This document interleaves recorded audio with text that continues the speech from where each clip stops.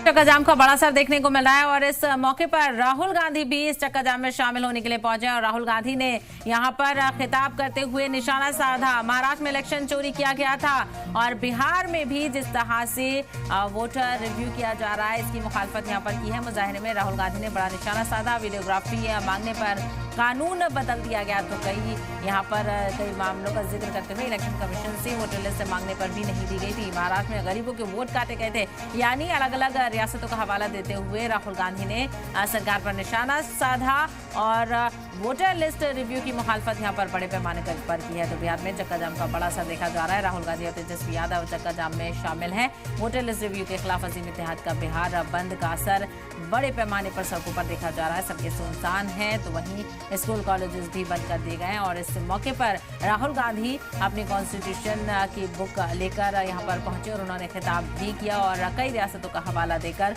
उन्होंने voter list review की मुखालफत यहां पर की। मुजाहिरे में राहुल गांधी ने बड़ा निशाना साधते हुए कहा कि महाराष्ट्र में इलेक्शन चोरी किया गया था और कई दीगर ऐसी चीजों का जिक्र यहां पर किया। मुजाहिरे में राहुल गांधी यहां पर शामिल हैं, आपको बताते चले, और निशाने साधते हुए यहां पर नजर आए। तेजस्वी के साथ राहुल गांधी भी इलेक्शन